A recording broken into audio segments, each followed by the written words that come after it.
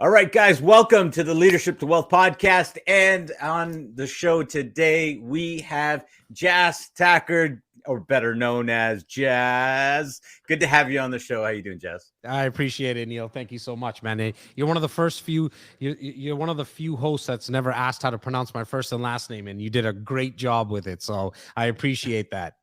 Well, I would ask how does your family pronounce your name?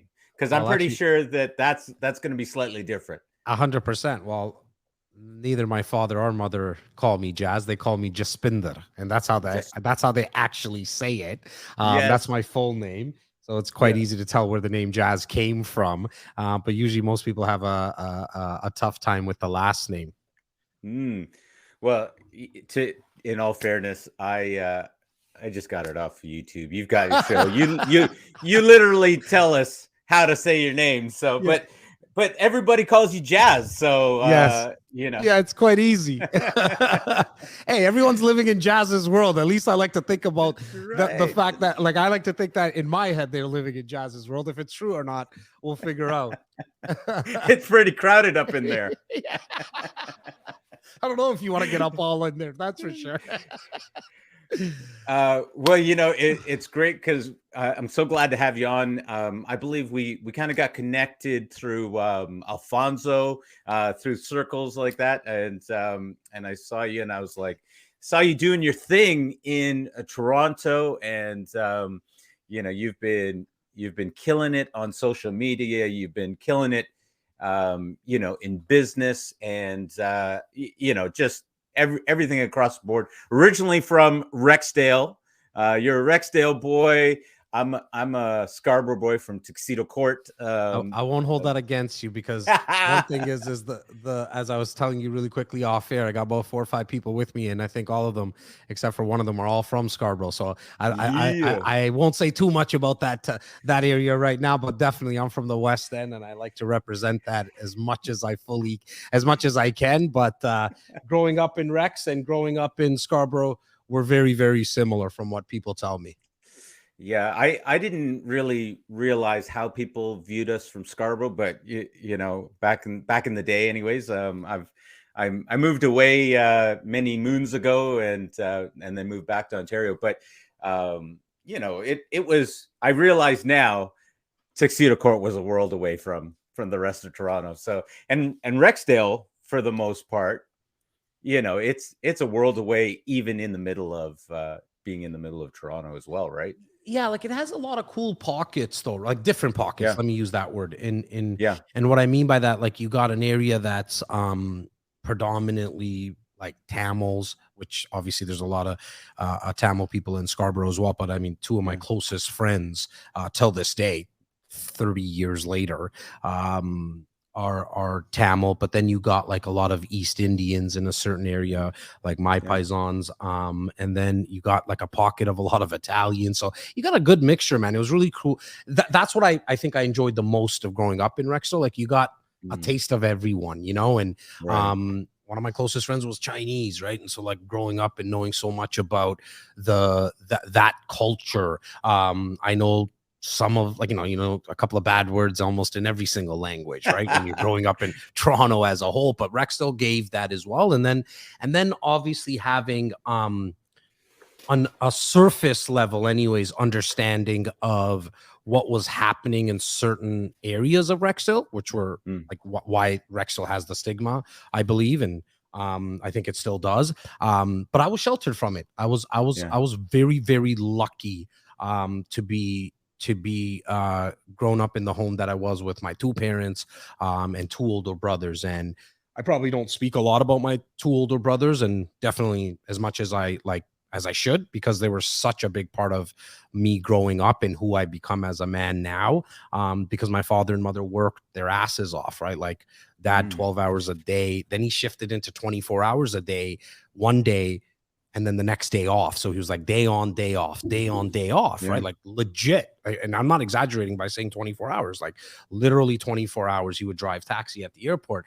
And my mom, grade 4 education, right? And working in a factory your whole life, that didn't really know the language, did the best they possibly could, but they left the disciplining up to my two older brothers. And so I smile when I say it, because, you know, most people are like, oh my God, my parents beat me and all that kind of stuff. And like, and that's all bad. Like, I'm not laughing at that. But it's different when you're getting beat up by your two older brothers, because they don't need no belts and the back of spatulas or any of that shit. Like, they got their fists, you know, and they're two older brothers, and Yeah. God bless them. I mean, I just came back from a trip to Havana with them a couple of weeks ago. So we're really, really tight, but they really made sure that I didn't get into any of that trouble. And so, you know, if it wasn't for them, I don't know if I would be here.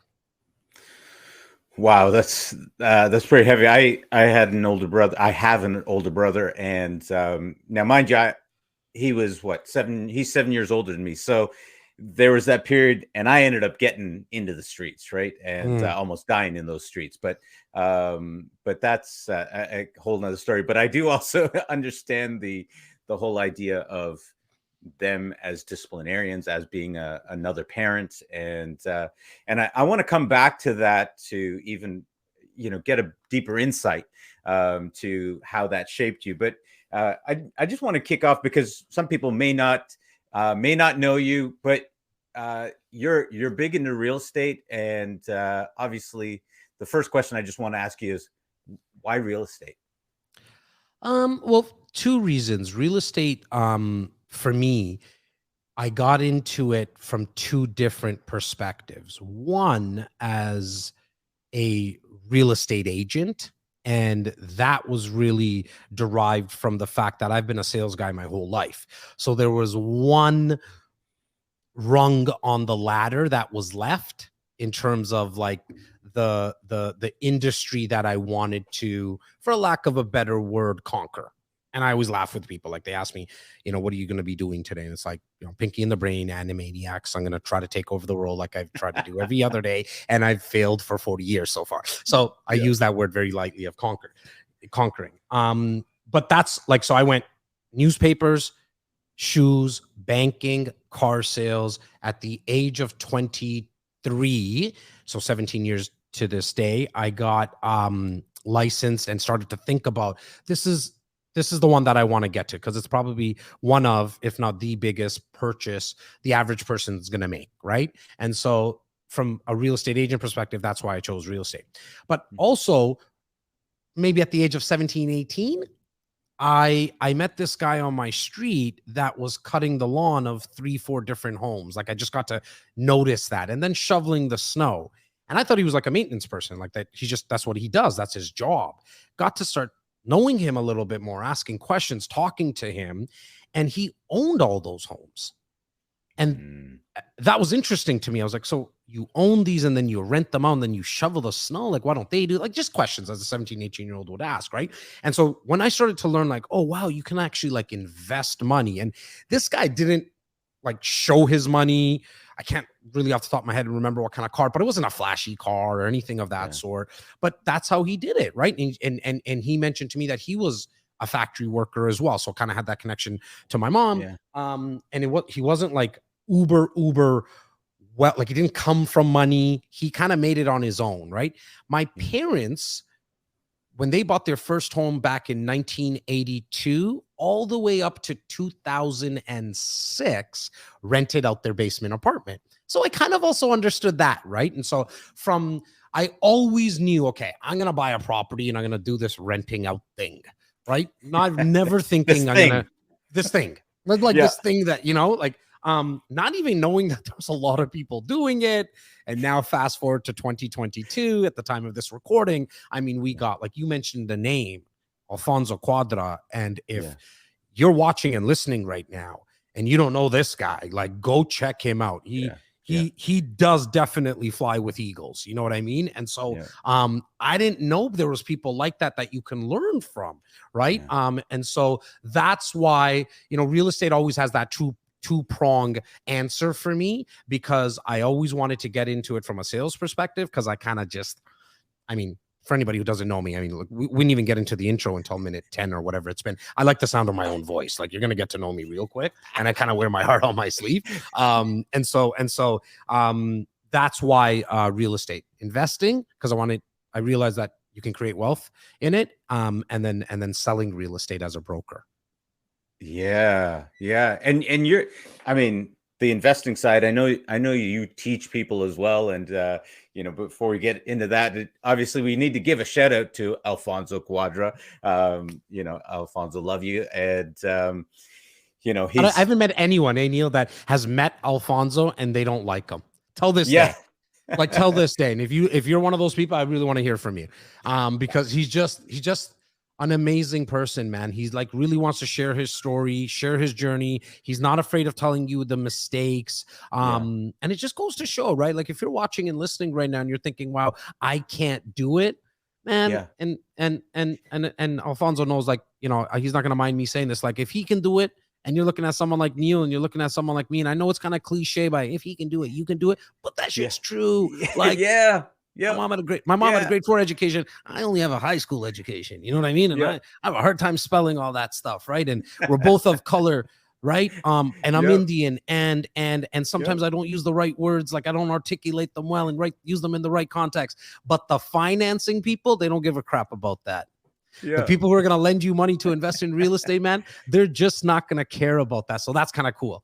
Yeah. Well, I mean, I'm Indian as well, and finance is my game. I'm in private lending, and Alfonso was actually one of my first guests on my podcast, and he came on, and man, he was just dropping bombs on there, and we're in the middle of we were on the front end of the pandemic, and he's just crushing it. He's like, come on, who cares about this, right? If you're not making money in this thing, what are we talking about, right? Like, and so I was on the private lending side, and it was at a point we actually we shut down lending at that point in time. We're like, the courts are closed. We don't know anything of what's going on. Everything could be going out the window. And Alfonso's like, come on, you're either in contraction mode or you're in expansion mode. And you're either shrinking or you're getting bigger. And I was like, oh my goodness. And it's true, right? Like, yeah. And I'm very sensitive to this topic because, like, there's a lot of people who lost, like, lives got lost during the pandemic. Yeah. A lot of businesses got lost. Jobs got lost. And I remember that time Alfonso was screaming that stuff from the rooftop, because I used to do this show called Nightcap live on Instagram. And I would have a drink from, like, I don't know, like 9 o'clock to 10 o'clock and bring a bunch of people on and just shoot the breeze, like how you getting past all this and everything. Yeah. And Alfonso came on a couple of times, actually. And so I remember him talking about that. But now looking back 2 years, like plus, millionaires, billionaires were created in this time. Yeah. And the ones that have been there before, they were saying that. They're like, look, yes, this is a pandemic. And yes, we've never really been locked down the whole world for a very long time, for over 100 years and all that kind of stuff. But there's been financial downturns before. There's been wars. There's in those times, you get to see which man or woman is actually going to go through these barriers. And there's been so many. And so I love when he talks about you're either, expanding or contracting, because it's true, man. Yeah. Well, I mean, I bought my first income property in 2007, just as markets were starting to crack. I mean, 2008, everyone knows, but in 2007, there were literally mortgage companies that were disappearing at that point in time. And because I was buying this property, my first, I got no idea. And then 2008 happened. And so absolutely, if you've been through it, that you can make money. And usually it gets accelerated in those times. So let me ask, maybe we should talk a little bit of politics. Or maybe not. Yeah. What do you think about Justin Trudeau? No, okay, we'll hold off on thoughts about Trudeau. But yeah, but we'll hold off on JT, as I like to call him. Let's hold off on that guy. I got a lot to say about him, but I like to keep a lot of that to myself. Because you Yeah, know why? And like we're yeah, joking about it, but at the end of the day, like I really don't give a shit who the prime minister is, because yeah, that guy and in the future some woman is never gonna pay my bills. You know, like yeah, is they never have. They yeah. never have paid any of my bills. They always try to take, and let them do their thing. And I'm only gonna focus on what's in my control. And what's in my Yes. control is if I let Neil D'Souza into my ears. If I choose to listen to him, I can control that now. You know what I mean? I can't Yeah, control if somebody's going to put a friggin' mandate on yeah, something. I can't yeah, control where the money's going to go. And look, they all, I'm sure, have good in them. I like to believe that. I believe even JT does as well, you know? But at the end of the day, they're in it for themselves too, right? Just like everyone else. And so, I'll leave JT at that. Look, I love what you're saying, because the reality is that there are levels to this game, and there's levels that you can actually do something about. And when you get too far into the conspiracy theories and who's running the world, what now you're just in this default context of negativity. You can't do anything about that. Yeah. Yeah. And I love what you said. They're not paying my bills. Right. And Neil, like if like this is why I have right here, I have stop right there, stop complaining and stop doing. You know what I'm saying? SCSD. You know, I'm still getting Yeah. used to where all Yeah. my stuff on my backdrop is, but SCSD, it stands for stop complaining and start doing, right? And so Yeah. I like that's why I don't go on too many rants on what the politicians are doing and stuff, because at the end of the day, it's just me complaining. Unless I'm willing to do something about it, I don't know French fluently enough to become prime minister. So I'm just going to keep my mouth shut and focus on what I got to do. You know what I mean? Now, if Yeah. I really feel like it, I know I got enough ambition in certain things that I can go learn French, and then I'm going to go all the way to the top. Like I'm not going to stop at trying to be an MP. That stuff, it's just not enough. Like you don't have enough decision making, you know what I mean? And so that's why like I don't go too far with those kind of rants, because otherwise it's just kind of complaining, you know. And you know it's unfortunate with people who are complaining a lot, because they're generally complaining to the wrong person. Like we Yeah. complain to our work about our home lives. We complain to our home about our work lives. Like we're never really complaining to the right person, because we're Yeah. just sitting there hoping things change. But it really comes down to like taking action. And that's why you see Yes. RFA above me here. It's like ready, fire, aim. That's why we say fire. You got to pull the trigger as many times as you possibly can. Yeah. Yeah. I think complaining's only as good as what you're prepared to do from that. Look, you complaining about, you're identifying a problem. Great. Now are you prepared to do something about it? If So not, true. right? Right. Okay. It's just taking up bandwidth for no reason. You know what I mean? You're so Yeah. much better. You're so much better to just shut out that noise.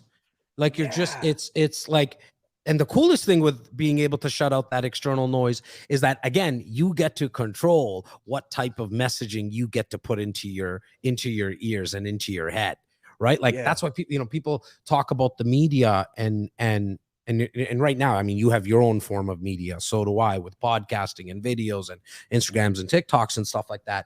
But you get to, like, you can shut it off. You don't have to watch CP24 just because it's on in your office. Like Yep. you could walk away from it, right? And decide that you're going to put positive information in your head, like Neil or Alfonso, or maybe Jack, like Yeah. whatever you choose. Right. And so, Yes. I think it's more of a 90% mindset game than anything. Cause that the 10% shows up and it's already there. Like there's enough billionaires and trillionaires out there. There's enough very successful business owners out there. You just need to kind of reverse engineer what they've done really well and work Yeah. backwards. And I know I'm kind of Yes. jumping all over the place, but Yeah. I kind of love what like the route that you took the conversation. Look, I don't know if you know Brad Lee. He's got a show called Dropping Bombs. Yeah, I need a man. button right Yeah, now. yeah. I like Brad. I had him on my Dropping the podcast. That Yeah, guy's awesome, man. I Bradley's need that awesome. bomb for right now. You're dropping bombs, so Hey, we're gonna put that in post production. You're just gonna see. that's right. Yeah, I like it. So where does this crazy type of ambition come from? Like I know that you talked about watching your dad work hard and watching your mom grind, and but I get that gives you a work ethic, but where'd the ambition come from? Um, Look, I think as a young kid, I liked working because that's what I saw my parents do. Yeah. But as I got older and as I sit in front of you now, and I think, because I really want to make sure I articulate it right, Neil. As I sit here right now, it really comes from a place of curiosity. Like I'm very curious right now about myself. And what I mean Yeah. by that is I know without sounding egotistical. So like I really know that there's a new set of eyes on me now through your network and through your viewership and listenership, that I'm not egotistical. I don't think I'm the bomb and I'm the best and everyone's like, that's not how I speak. Go do digital deep dives on me. You'll get a real good understanding. Come on, However, dude. but You like, are the freaking best. You're no, like killing it in TO right yeah, but now. I think like, and where I'm coming from is like, I know that I have this talent Mm, of communicating with people and inspiring people, because I've gotten yeah. enough feedback now in specifically the last, say, like 3 years, enough DMs, enough messages, enough people kind of stopping me, my crew around me, and I'm going to talk about my crew in 2 seconds. And so I'm now curious to see how far can I take this God-given talent that I've like I can't dunk like Kobe. God bless Kobe. I can't shoot a puck like Sidney Crosby. I Mm, can't write like J.K. Rowling. I can't, there's 99% of things are I can't if I really wanted to go there. But what I can do is I'm good at communicating, and I got a lot of energy. And so now I'm like, okay, how far can I take this? And then what happened 3 years ago, at the same time that I started like actually speaking to the world through content, I got this 5, 7, 8 people, like core group of people that I call my work family, my family at home, my brothers, my parents, my kids, all that's pedestal stuff. I don't really talk about that like that. I don't even need to mention any of that. But this work family that came around me 3 years ago, I got to see like some individuals that are high good, low greatness individually. Okay, like they're going to be really good individually. yeah. But now as we all came together, we started to become deadly. Yeah. Like there's not much that we're not willing to take on. We'll try everything. So for example, really quickly, a month ago, we wanted to get ourselves to think a little bit bigger. We moved into a new office space, and we realized that like my podcast was never really got the love it deserved with its own set, its own equipment, all of that. Like I just put things together, brought the Alfonsos on, brought the Bradleys. Like I got some crazy guests and stuff, but I just did Yeah. that like willy-nilly, like with duct tape. You know what I'm saying? Yeah. And then so a month ago, we decided, look, you know what? Let's give some love here. What do? I got these 5, 6 people around me. Like right now, physically, this is kind of the crew I'm talking about anyways. There's a couple of Yeah. others that are not here. And Yeah. we said, let's go get a studio.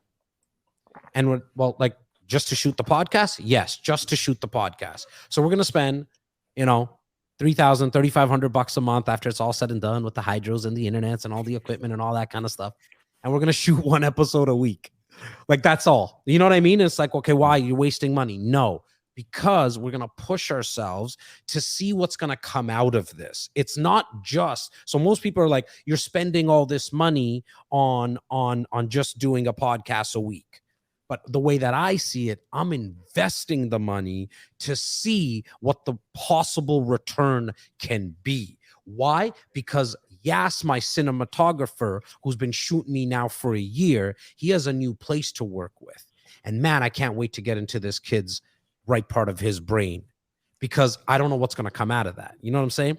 My boy, Steven Rochester, who's been my creative director for 5 years, well, he now has a new playground to play in. Okay. My business partner in my media company, Laura Stewart, now has a brand new canvas to work her magic in branding and all the stuff that she's really good at. And then my boy Parsa, who's my executive assistant, he's putting all these pieces together. And he's like, oh, Jas, I'm not sure if you knew, I went to school for media. I got 3 new video ideas for you. And I'm like, what?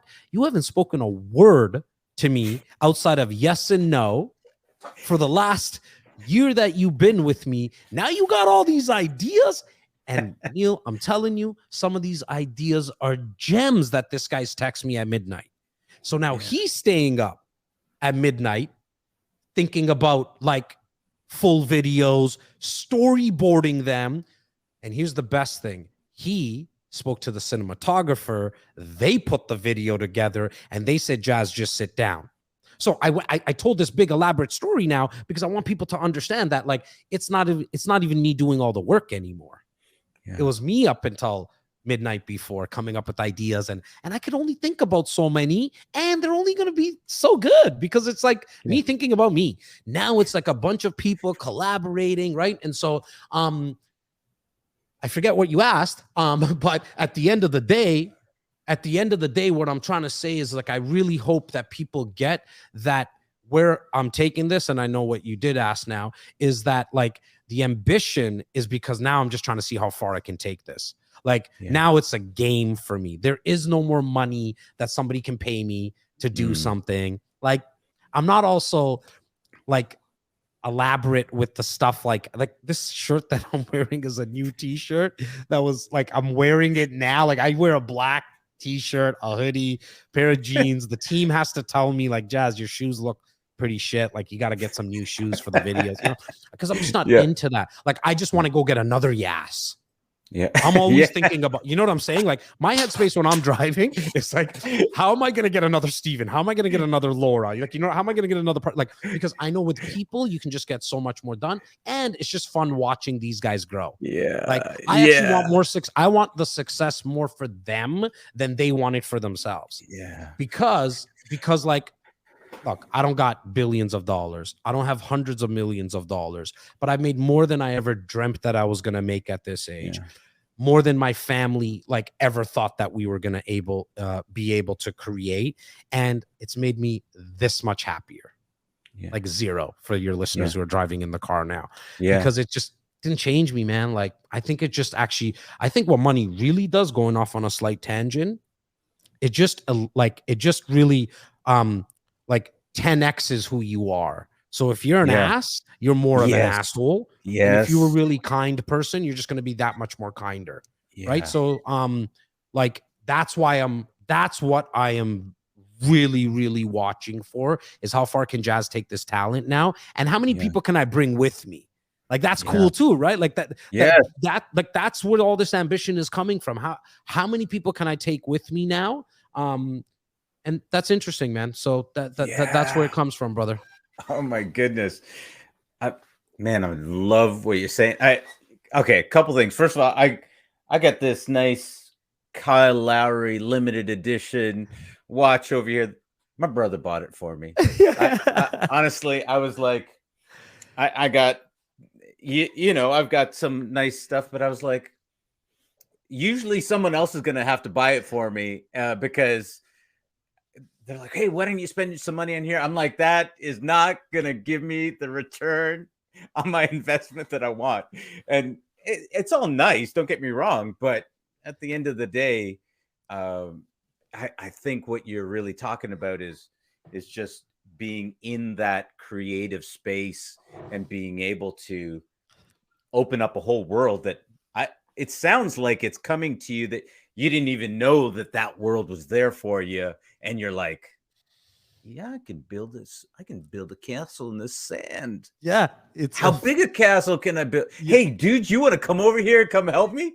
Let's see how big a castle we can build. So bang on, Neil, man. I was just playing with some sand at the beach. You know what I mean? Yeah. And you get a little, you know, when you put some sand together and some water comes, and you kind of build a little mountain. And then I started to realize exactly to your point. Oh my God, I can build this even bigger in my own little sand cast, like in my own little sand box, you know, which is cool because I never thought I could be who I am.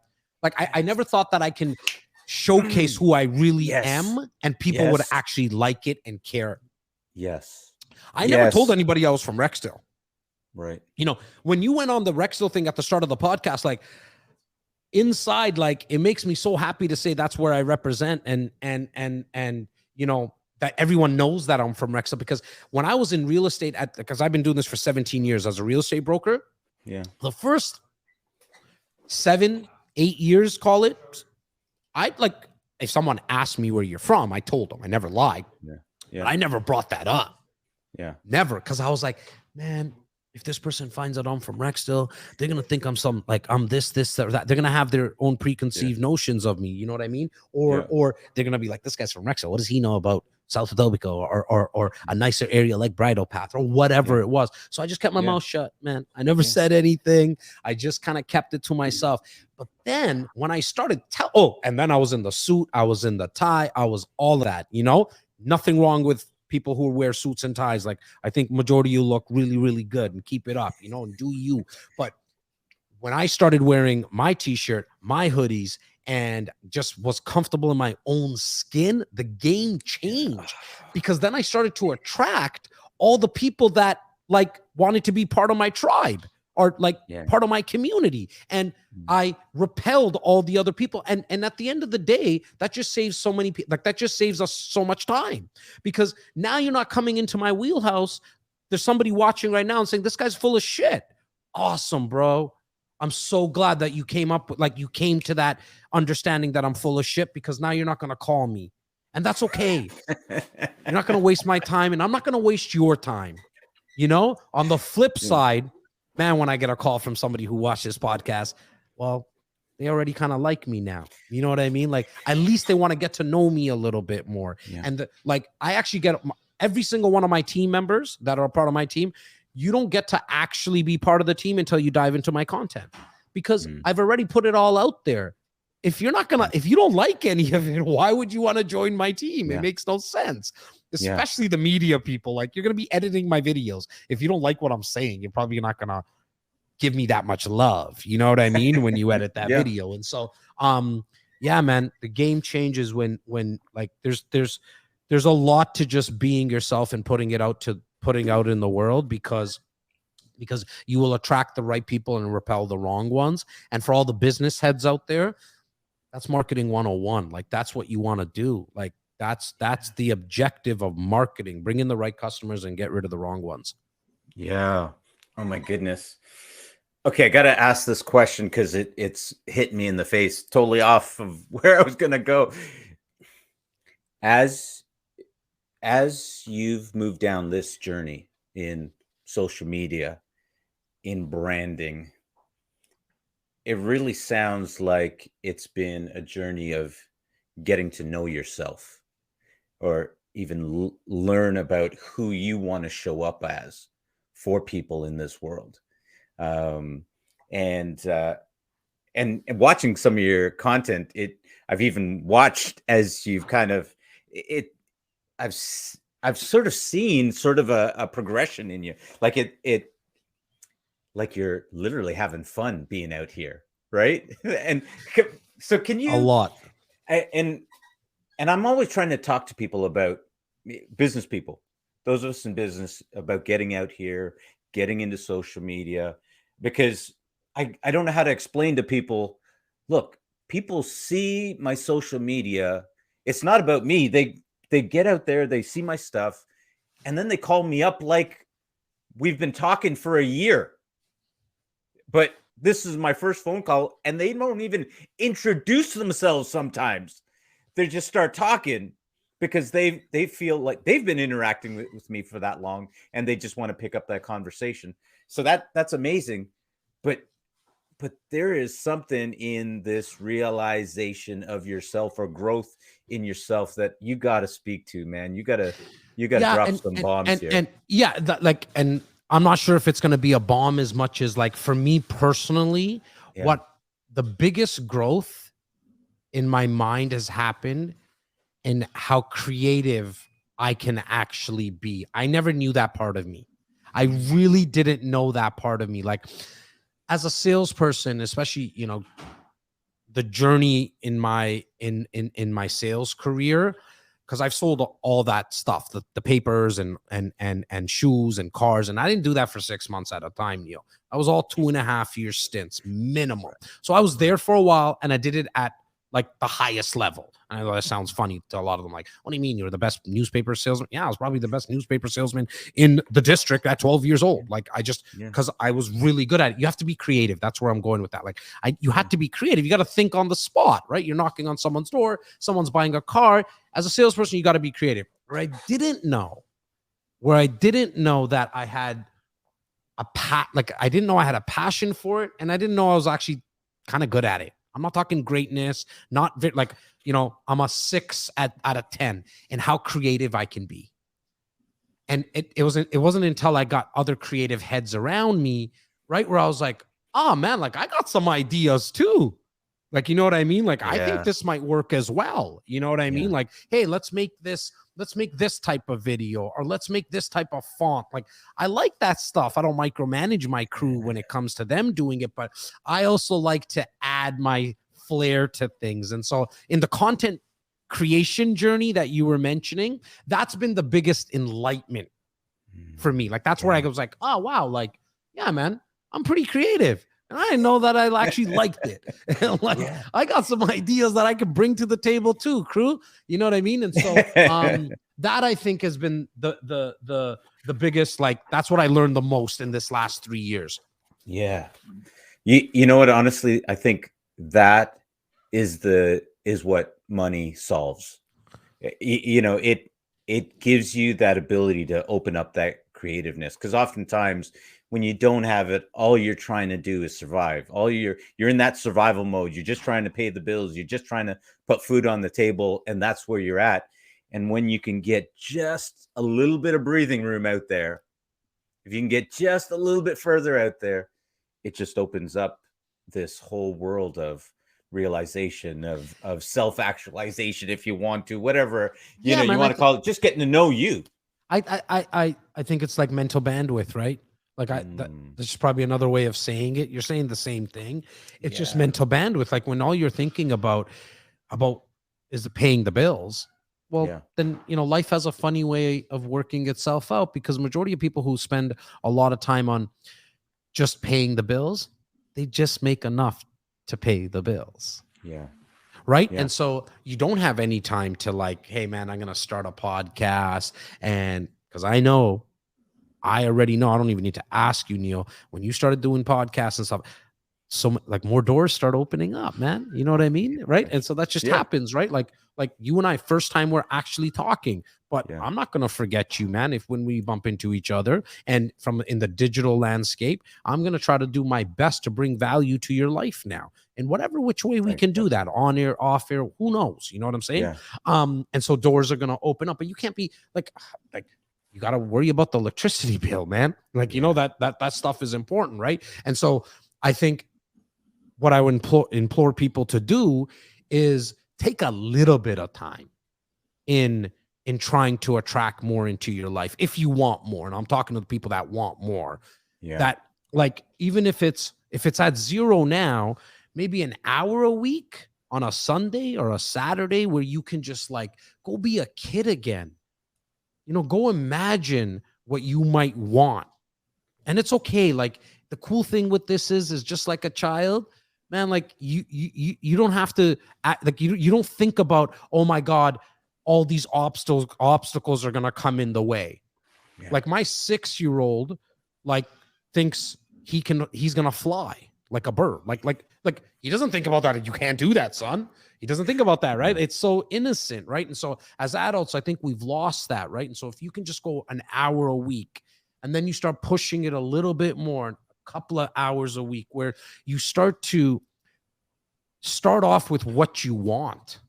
And then you can go deeper and, okay, why do you want it? Who do I need around me? How do I take massive action daily to make that happen? That stuff is secondary. Just start, like, people say, I want more money. Great. Here's $10. You got your more money. Move on. No. I really wanted an extra $100,000. Okay, great. Now we're getting somewhere. So you want an extra $100,000 this month, or you want it next year? You want it in 12? Like, Like you gotta really focus on what you want, because otherwise you're just sending mixed signals to the universe. And that's why you're getting mixed results. You get some more money here, you don't. You make, you know what I mean? You maybe get a big client and you knock off 10 G's in a month. But no, majority of people that I come across in real life and in the digital world, they've never actually even wrote down what they want. Like I wish I could go back and have this phone. Like, man, I remember back in 2009, 2008 on my screensaver on my phone, all I was trying to attract was a G note a day. I had it as my screensaver. I will earn $1,000 a day. Yep. Took me 3 years to get to that after that. 3 years. You know what I mean? Now my numbers are just bigger just because I'm trying to play in a bigger game. Now I'm always, every year, I'm trying to take my annual income and turn it into a monthly income. Every year, I'm just trying to play that game. If I hit it, if I don't, I really don't care. You know what I mean? But you gotta put it on paper. You gotta see it. Like, you know, there's a lot to this game. But know that so many people have done it. And so now, like, success will leave clues. The blueprint's out there. Yes. Bro, it's crazy. I got a book on my shelf right over there, 2009. Every year I have a business book, 2009. And I wrote down, have goals, $100,000 a year, $100,000 month, $100,000 day. And I did it that way because I knew that I have to raise my level of thinking to be able to do that. Each time you're going to have to make a jump, right? You can't, anyways, we're going to get. No, you can't. No, you're right. 100%. You're bang on, man. And you got to enjoy that part of the journey, right? To get there and then go, okay, now how do I step up? Otherwise you just sit there, right? And you get stuck in that place. But I got to ask this question right here, man. WIP. WIP? Work in progress. You gotta enjoy it, because life is gonna, like, not only slap you once in a while, it's gonna knock you out for a little bit. You know what I mean? And so if you're not gonna enjoy the downs and not get too high on the ups, you know what I mean? Then this thought process of only trying to get to the destination, man, the people that I've come across that have had a lot of success in business and in life and all of that, they just never really worry too much about the destination as much as enjoying the daily process. Because when you're in business, clients are going to leave you. You know what I'm saying?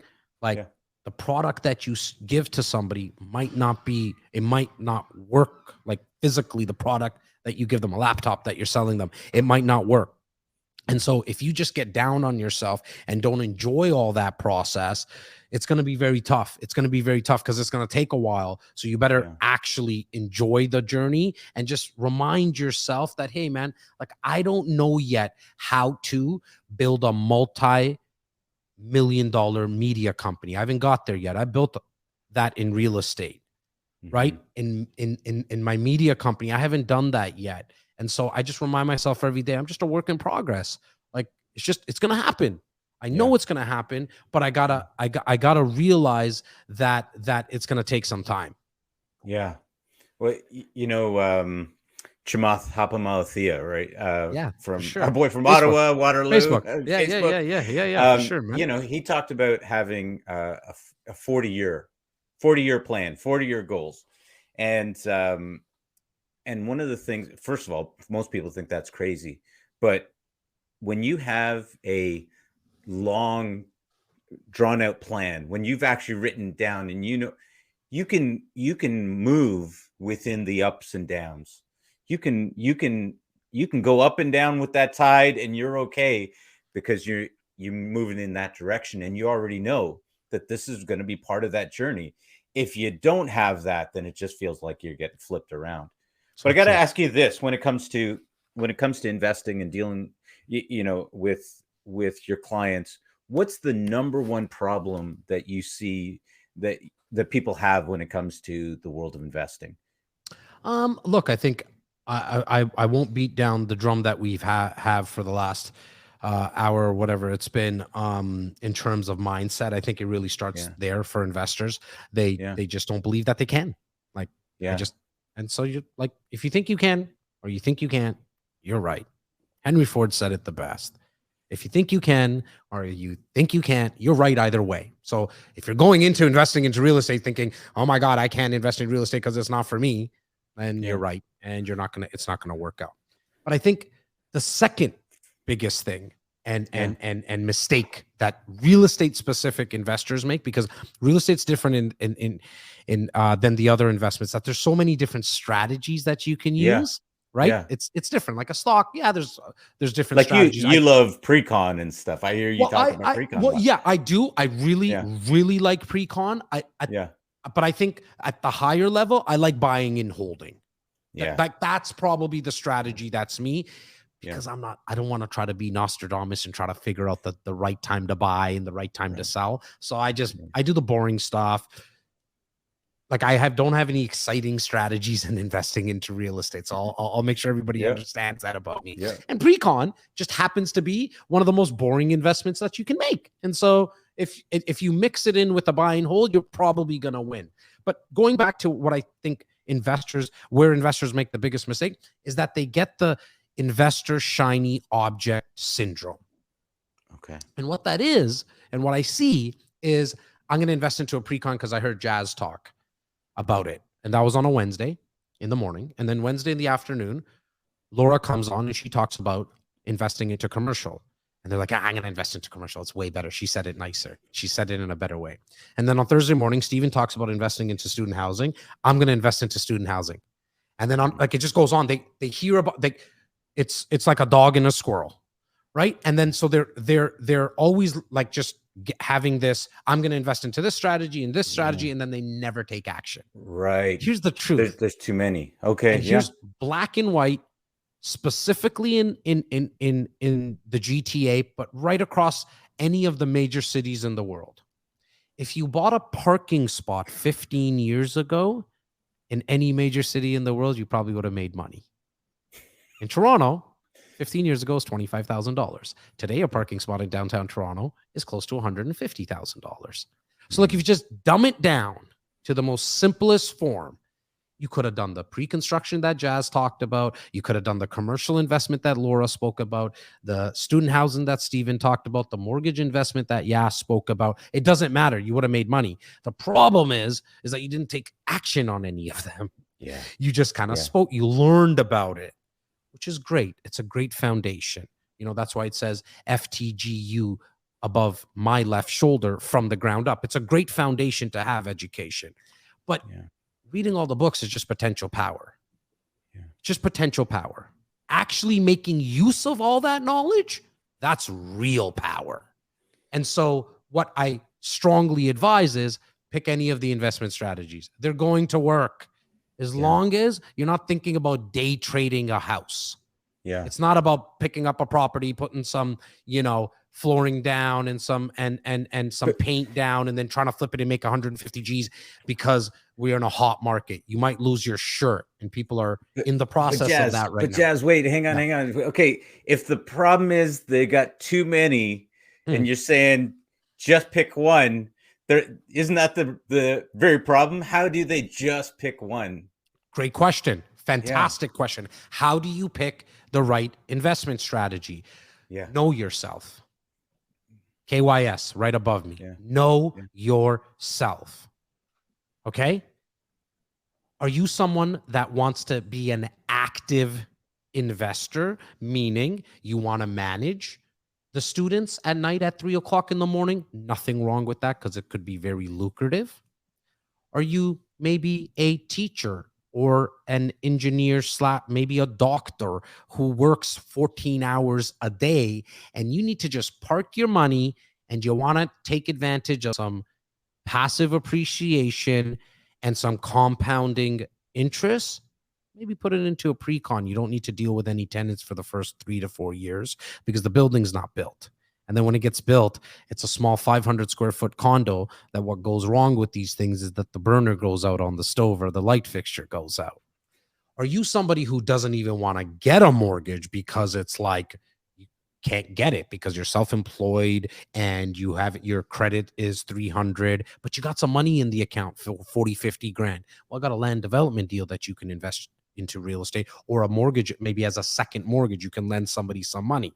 So how do you pick it? You got to know yourself and say, look, man, or I want to be real active. In fact, I can do a lot with my hands, Jas. I can add a story to a home. I can add a basement apartment.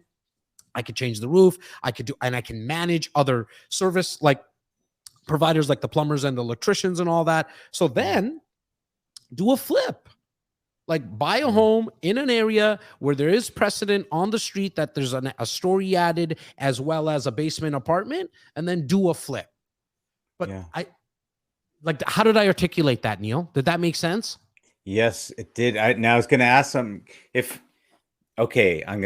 you talked about shiny syndrome, guys. If you're listening, there's a whole bunch of things out there, right? I got number one. That's the problem. Your biggest problem is there's too much opportunity. It's like Baskin Robbins, right? Sometimes with this kind of stuff, you just kind of wish you got the ice cream truck, chocolate, vanilla. And I get it. It's not that. It is Baskin Robbins. There's 52 flavors. You know what I mean? So you have to kind of figure it out. Otherwise, that's the one in 17 years. So what I heard there then was the biggest solution is just know what your preference is. Don't worry about what everybody else is doing. Know what your preference is. And then now I got to ask the question, if they do that, how do they even know if they've done it right, if they've succeeded? Well, that now, so let's go down let's pick any of those strategies, right? I'm going to pick one that I don't normally talk about. Let's talk about commercial investing. And I'm not talking about the multiplex stuff. That I speak about a lot about. I'm talking about like investing into a plaza, for example. Okay. So if I was going to do that, just want to make sure. Yeah. I've never invested into like purchasing a plaza and renting out the units and stuff. So let's just say I said, you know what? I got tons of pre-cons. I got tons of condos. I got income properties. I got 15 unit buildings. I got it all. The only thing I don't got is commercial. The first thing I'm going to do is seek out someone who's doing it at the highest level. And if that guy or gal I can't get in touch with, I'm just going to keep on going down. Like I'm going to try to go to the next person or the next person. And I'm going to try to get educated by them, whatever that means. Yes. Like, can I drive you, Neil, to the next time you go by a plaza? I'll just be your driver. And can I get you some coffees while you're there? I'll print your papers. I'll work for you. You know, now somebody's listening and saying, what the heck? This guy's on crack. What is he talking about? Working for free? Yeah, I am working. I am talking about that. But if that doesn't sit right with you, just go find a group of people that are doing exactly what you want to do. And that's how you'll learn if you're doing it right. Because here's the coolest thing. I've been saying this for years. And Neil, I know you're going to agree because you're kind of cut from the same cloth when it comes from like an education perspective, which is, like with real estate investors, it's the coolest group of people because for some reason, we don't really hold stuff to our chest. Like I've been to tons of business meetups, entrepreneur meetups, sales conventions and all that kind of stuff. And everyone's like, I ain't going to tell Steven my best secret as a sales guy because then he's going to steal it. I'm not going to tell Jas about the best thing I did from a leadership perspective in my company because then he's going to use it. Real estate investors, we all just tell each other all the mistakes we made, all the successes we had. Not only that, we're like, hey, Neil, go talk to my boy, the mortgage broker. You know, go talk to my girl, the home inspector. Like, make sure you use this real estate lawyer, right? So everybody out there right now, if you're new to this game, you're in a game, like you're getting involved into something that there is a lot of help out there, a lot of help. And I know it's tough and it's almost weird when you go into like a real estate meetup at a bar, at a hotel or wherever it is.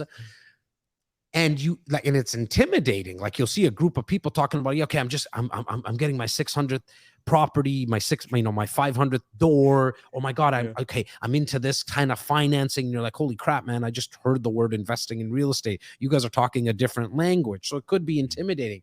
But I can tell you there's so many, like 99% of those people, if you ask them about the first property they bought, their face is going to light up and they're going to tell you all the mistakes they made because they don't want you to hit your head against the wall like they did. Because as a real estate investor, you remember the shaking of your hand the first property you bought. You never forget that feeling, how much your hand was shaking. And so you almost don't want anybody else to feel that. That first one is, I call it the White House, right around the corner from Sidney Crosby in Nova Scotia. Anyway, was that your first property for real? Yeah. Oh wow! So like Sydney's that's my favorite hockey player of all time, man. So that's really cool. They literally named, they put up signs, hometown of Sidney Crosby around there. Because I lived out in Nova Scotia for a while. But look, Jas. What's the town called? Hang on, so you got to tell me the town. I'm having a brain fart right now. What's that? What's that town? Cole Harbor. That's it. Sorry, I was having a brain fart. Yeah. Okay. Yeah. And so I gotta, dude, you were dropping bombs across the board there, and we got to let you go. But we got to, first of all, we just got to say, how do people get a hold of you if they want more? You got to give them your YouTube channel. You got to tell us how. I appreciate that, man. Look, man, I hope I brought some value to the conversation today. I hope people who are watching and listening got a little taste of me. But like, you might realize that you don't like me in that, as I mentioned in the podcast, that's okay. And if you want to get to know me a little bit more and do kind of more of a digital deep dive, I think the best place to go is really jastakhar.ca. That's jastakhar.ca. And that's my website. And you can kind of figure out if you want to consume me in video content, that takes you over to my YouTube and my podcast, which is the Jas Takhar Podcast. But if you want to consume me only through the Instagrams and all that, TikToking and all that, like I'm everywhere. I'm not hard to find, but I think the one central spot is the website. Love it. And finally, what are you excited about next? Like, what are you working on that you're excited to you're moving in with? I think the biggest thing that I'm probably excited about right now is the studio space. I finally have a place that, with the media company, we help real estate agents and mortgage brokers produce pre-recorded educational webinars that they can send to their clients for more business, because that's the sauce that I created, and it helped me blow up my business. So I was like, let me start teaching other people how to do it. But out of that, the love for my podcast got lost. And now, as I let those other agents use other studio spaces that we have, I now finally have my own spot, and I don't need to move things around, and I get to leave the mic here, like exactly where it is, because I just realized after today's recording, I kind of like it right here, and I don't need to move. It's small little things, but I get to just have my chair now and shoot, and we can figure out where we want the camera angles, and my guys and gals on my team can come turn stuff on, and we can just start shooting. And so now I really think it's Jas's content creation 2.0 we're going into now, which is really exciting, because I'm very, very interested to see what my crew and I can do now. Bro, thank you so much for coming on the show and sharing your journey, sharing your knowledge.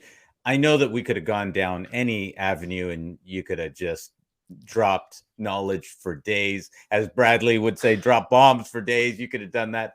But really appreciate you coming on.